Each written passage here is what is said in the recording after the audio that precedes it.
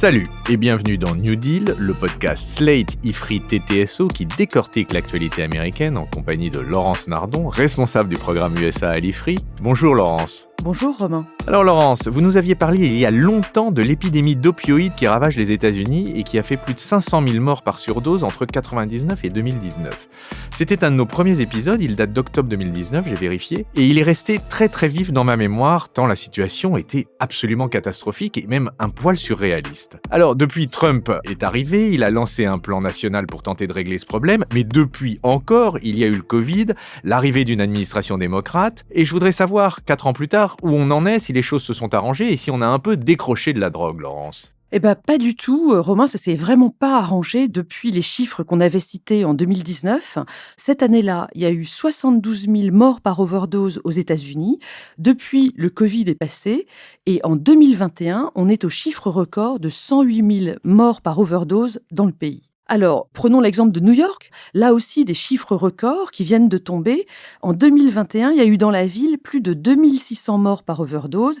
On était à 1500 en 2019. Pour cette ville-là, il s'agit principalement d'overdoses liées à l'héroïne qui est achetée dans la rue et qui est souvent mélangée avec du fentanyl, on va en reparler, qui est beaucoup plus puissant et c'est ça qui provoque les overdoses. Plus généralement, pour le pays dans son ensemble, 2/3 de ces morts par overdose sont liés aux opioïdes, donc au fentanyl, et 1/3 est lié au meth ou bien à des mélanges des deux drogues ou de plusieurs drogues. Mais alors, ces augmentations qu'on constate, à quoi les attribue-t-on ? Alors, la crise du Covid est évidemment coupable, elle a généré énormément d'angoisse, de solitude et donc de recours aux drogues. Mais la seconde raison que citent tous les experts américains, c'est que les comprimés de fentanyl de contrebande, qui sont fabriqués au Mexique à partir de matières premières importées de Chine, sont désormais absolument partout aux États-Unis. Mais donc, ce que vous nous dites, Laurence, c'est que ce sont principalement les pilules qui sont les premières coupables. Oui, parce que le fentanyl est avant tout un produit pharmaceutique.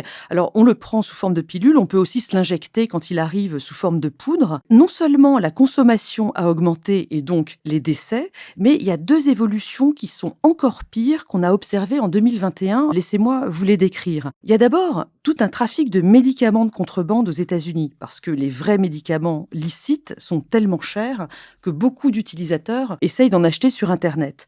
On achète donc en ligne des équivalents de Xanax, donc le calmant, ou des équivalents d'Adderall, qui est le médicament le plus distribué pour les troubles de l'attention. Or, ils contiennent de plus en plus souvent du fentanyl, sans qu'on le sache évidemment. D'où une augmentation qui a été remarquée en 2021 du nombre de surdoses mortelles dans les collèges et dans les lycées américains. Donc Romain, n'achetez jamais de médicaments de contrebande aux États-Unis parce qu'ils contiendront très probablement du fentanyl. Dieu m'en garde, mais vous parliez aussi d'une seconde évolution. Oui, alors celle-là, elle est peut-être encore pire. Un article du New York Times du 8 janvier dernier, alors vraiment âme sensible s'abstenir, raconte que l'héroïne de rue est elle aussi coupée, cette fois-ci avec du tranq, c'est le nom qu'on lui donne dans la rue, c'est de la xylazine, c'est-à-dire un anesthésiant pour chevaux, qui est moins cher, mais qui cause des infections abominables dans les endroits où on se l'injecte, dans le bras, dans les cuisses, etc. Les médecins ne savent pas du tout comment le soigner, à part l'amputation, c'est vraiment un développement épouvantable. Mais vous avez cité beaucoup de noms de médicaments ou de drogues, opioïdes, meth, héroïne, fentanyl, des produits vétérinaires, des pilules, des injections, etc. Sincèrement, je m'y perds un peu dans tous ces produits. Est-ce que vous pouvez nous faire une petite typologie ? Oui, alors rapidement, tout ce qui est opioïdes, c'est la famille des analgésiques, c'est-à-dire les antidouleurs. C'est pas du tout la même chose que les stimulants comme les amphétamines ou la cocaïne. Alors,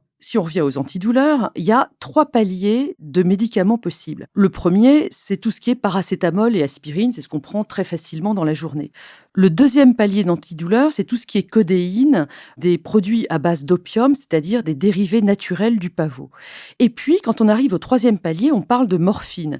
Et c'est là qu'on a les opioïdes avec des versions semi-synthétiques, ça c'est l'héroïne, ou synthétiques complètement, et là, on est dans le fentanyl. Le fentanyl pharmaceutique, c'est ce qu'on donne pour les cas de cancer en phase terminale ou de choses comme ça. Il se présente sous forme de patch, de sucette, de comprimé ou de spray nasal. Dans la rue, on en a déjà parlé, on le trouve soit sous forme de comprimé, soit sous forme de poudre dont on fait une solution injectable. Le fentanyl, il est 80 fois plus puissant que la morphine et 50 fois plus puissant que l'héroïne. Pour comprendre là où on en est arrivé, Laurence, il est évidemment fortement recommandable d'écouter notre épisode de 2019, qui encore une fois reste très présent dans ma mémoire. Mais faites-nous quand même un petit résumé des origines de cette crise. Ce qui s'est passé, c'est que la famille Sackler, qui possède la compagnie Purdue Pharma, a amené dans les années 90 la reconnaissance d'un médicament qui s'appelle l'Oxycontin par la FDA, la Food and Drug Administration, c'est-à-dire l'agence de reconnaissance des médicaments américaine. Ce qu'ils ont fait passer, c'est l'idée que ce médicament, donc Oxycontin, était un antidouleur extrêmement puissant, donc opioïde, mais non addictif. Et c'était ça le grand avantage de ce médicament proposé par Purdue Pharma. La FDA a accepté donc cette mise sur le marché en 1996.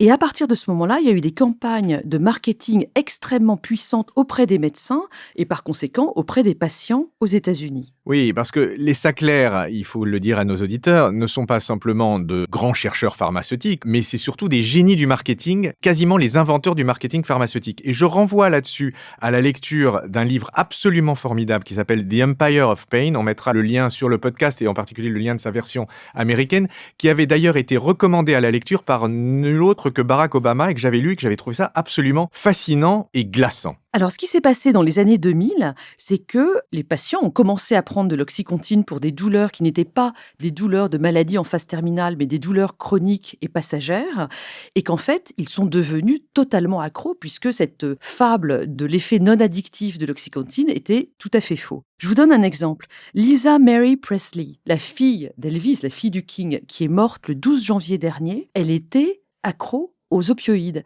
Et pourquoi ? Parce qu'on lui en avait prescrit lorsqu'elle a accouché par césarienne de ses jumelles en 2008. C'est-à-dire qu'à l'époque, on vous prescrivait des opioïdes pour une césarienne, ce qui est quand même incroyable. Alors à partir des années 2010, quand même, les médecins se sont rendus compte de cette situation et ont cessé de prescrire l'Oxycontin et les nouveaux médicaments qui étaient arrivés entre-temps sur le marché. Mais les personnes qui étaient accros, elles ne pouvaient pas s'arrêter du jour au lendemain et donc elles sont passées à l'héroïne de rue, puis à partir de 2013 aux comprimés vendus par Internet, comprimés de contrebande. Et c'est d'ailleurs à cette époque qu'est arrivé le fentanyl qui était beaucoup plus puissant que l'Oxycontin. Mais revenons un peu à la famille Sackler. Dites-nous où on en est de la poursuite de ces gens et de l'établissement de leur culpabilité. En mars dernier 2022, il y a eu un semblant d'accord dans un procès donc entre la famille Sackler et la firme Purdue Pharma d'un côté, et puis de l'autre côté, une série d'États, de comtés et de tribus américaines.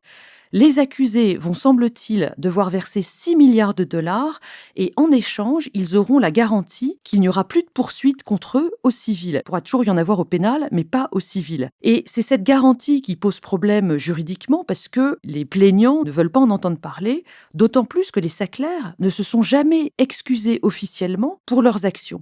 Voilà où on en est, c'est à suivre. Mais gardez juste à l'esprit qu'il y a d'autres procès contre d'autres fabricants et distributeurs, je pense notamment à Johnson & Johnson. Dans l'un de ces procès, notamment, 4 compagnies accusées vont devoir verser au total 26 milliards de dollars aux plaignants. Ce qui a rapproché des 6 milliards de dollars auxquels sont potentiellement exposés les Sackler par qui tout a commencé. Mais un des aspects importants de cette crise des opioïdes, c'est la sociologie des gens qu'elle touche. Est-ce que vous pouvez nous en dire un petit peu plus là-dessus, Laurence ? Oui, c'est très marqué. Les usagers des opioïdes, que ce soit Oxycontin ou fentanyl, ce sont pas les plus pauvres des Américains. Rien à voir, par exemple, avec la crise du crack à New York dans les années 1980, qui touchait essentiellement la minorité noire. Pour les opioïdes, ce sont des gens qui, au départ, ont pu se faire prescrire l'Oxycontin par leur médecin. Et donc, au départ, c'est une épidémie qui touche principalement les Blancs de la classe ouvrière ou de la classe moyenne, les morts de désespoir, pour reprendre le titre de l'étude de 2020 de Angus Deaton et de Anne Case, qui détaille la misère croissante de la population adulte des États de la Rust Belt. La Rust Belt, c'est cette ceinture d'États autour des Grands Lacs dans laquelle la plupart des usines ont fermé, laissant la population de col bleu dans le désespoir le plus complet. Oui, qui a valu à leurs auteurs le prix Nobel d'économie, si je ne m'abuse. Oui, il faut noter quand même qu'aujourd'hui, cette épidémie d'opioïdes, elle touche un peu tout le monde aux États-Unis, plus seulement les petits blancs. Et puis, géographiquement, ça a un peu bougé. Au départ, cette épidémie d'opioïdes, elle sévissait surtout dans les États de la région des Grands Lacs, au nord-est du pays. Je pense par exemple aux parents dans la série That 70s Show qui se passe dans le Wisconsin. Le père est un col bleu qui perd son emploi dans l'usine locale. Et Et puis, ça n'est pas une série sur la drogue, The 70 Show. non, non, bien sûr que non. En revanche, le meth, c'était plutôt à l'ouest des États-Unis. Je vous renvoie là pour le coup à Breaking Bad. Ça, c'est une sacrée série sur la drogue. Absolument. Mais aujourd'hui, c'est un petit peu partout dans le pays. La zone la plus touchée restant celle des Appalaches, l'Ohio, le Kentucky, la Virginie occidentale. Alors là, on est vraiment chez les petits blancs, ce que les Américains appellent le white trash. C'est un terme extrêmement péjoratif. Et donc, en gros, on est dans l'électorat de Trump. Mais alors, si c'est son électorat, est-ce que Trump a fait des choses pour eux? Quelles ont été les grandes actions qu'il a engagées au niveau fédéral? Trump avait fait de cette épidémie un thème de sa campagne en 2016. En 2017, il l'a déclaré National Health Emergency, c'est-à-dire une urgence de santé nationale. Et puis, en 2018, il a fait voter le Support for Patient and Communities Act. Alors, les Américains adorent les acronymes. Support, ça veut dire Substance Use Disorder Prevention that promotes opioid recovery and treatment. Si vous le repassez lentement, vous verrez, ça fait support. Et d'ailleurs, il y a eu une légère chute du nombre de morts par overdose aux États-Unis en 2018. Mais ces efforts ont été balayés par le Covid, c'est les chiffres qu'on a donnés en introduction, et on en arrive à Joe Biden qui a annoncé sa politique sur la question des opioïdes et des drogues en général en avril 2022. Dans cette nouvelle politique très volontariste, alors il y a d'une part des programmes d'éducation pour prévenir les jeunes avant qu'ils ne commencent à prendre du fentanyl, et puis ensuite aider les personnes qui sont devenues dépendantes. Alors il y a des kits de naloxone qui est ce spray nasal en cas de surdose très efficace, et puis il y a la création de salles de shoot avec l'ouverture par exemple de 2 sites d'injection sécurisés à New York. Mais sur le point 1, sur la lutte contre le trafic, qu'est-ce qu'on fait avec le Mexique et qu'est-ce qu'on fait avec la Chine? Eh bien justement, il y a eu un développement très intéressant. Quand on en avait parlé en 2019, les comprimés de fentanyl de contrebande, ils venaient directement de Chine. Mais le gouvernement chinois, à la demande de Trump justement,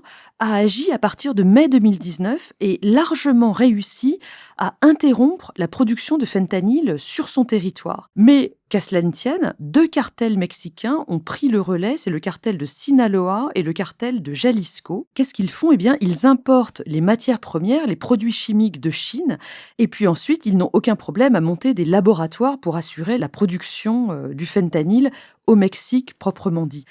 Tout est chimique dans cette histoire, donc il n'y a pas de moisson de pavots à attendre, comme ça pouvait être le cas auparavant. Et puis par ailleurs, la production est vraiment très peu chère. Pour faire 1 kilo d'héroïne, il vous faut pour $6 000 d'opium, qui est donc extrait du pavot. Alors que pour faire 1 kilo de fentanyl, il ne vous faut que pour $200 de produits chimiques. Ça, c'est des informations que j'ai trouvées dans un article passionnant du Wall Street Journal du 30 août dernier 2022. Vu les marges que ça doit laisser, effectivement, le trafic est inarrêtable. Oui, d'autant plus que les importations de ces produits chimiques chinois, elles sont difficiles à interrompre parce que pour certaines, elles sont totalement licites, elles sont destinées à des laboratoires pharmaceutiques. Comment distinguer entre un container de produits chimiques qui va à Big Pharma et un container de produits chimiques similaires qui va au cartel de Sinaloa ou de Jalisco? C'est la marine mexicaine qui est désormais chargée de mieux contrôler les arrivées dans les ports, mais c'est très compliqué parce qu'il y a de la corruption, il y a des menaces, etc. La politique annoncée par Biden en avril 2022 pour entraver le trafic, elle se fait donc en 4 points. Interrompre les réseaux financiers, ça c'est les banques américaines entre autres, interrompre les chaînes d'approvisionnement en amont, donc ce qui vient de Chine, on vient d'en parler, interrompre les réseaux de livraison en aval à partir du Mexique, mais y compris sur Internet aux États-Unis. Et donc là, ce sont des agences américaines type NSA qui sont à la manœuvre. Mais alors, puisqu'on en est sur les trafics internationaux, on se demande quand même, est-ce qu'on va finir par importer, comme tant d'autres choses, cette habitude des États-Unis? Est-ce que la France est menacée par la vague d'opioïdes? Un brin d'optimisme peut-être. Je suis allée voir un rapport de l'OFDT, c'est l'Observatoire français des drogues et des tendances addictives, un rapport qui date d'octobre 2021 et qui est assez rassurant. Parce qu'en France, on a certes des problèmes de crack, mais l'usage illégal des opioïdes reste très marginal. Alors pourquoi ? Eh bien, les agences du médicament françaises et de l'Union européenne sont restées beaucoup plus strictes dans la prescription des opioïdes. Ça reste prescrit à des gens en fin de vie qui en ont vraiment besoin et pas du tout pour des douleurs chroniques. Peut-être qu'elles n'ont pas été soumises au même lobbying que leur équivalente américaine. Il faut dire aussi que la population européenne dans son ensemble est beaucoup mieux soignée que la population américaine. Ils ne sont pas à l'abandon quand ils ont un problème d'addiction. Et puis peut-être, dernière explication, on a un rapport à la souffrance qui est plus dur en France. On prescrit moins d'antidouleurs. Parlez-en à votre médecin. Alors c'est sur ce motif de réjouissance douteux que nous allons conclure, Laurence, en vous remerciant une fois de plus de ce podcast qui, à défaut de porter à l'optimisme, était une fois de plus passionnant. Merci Laurence et à la semaine prochaine. Au revoir Romain, à la semaine prochaine.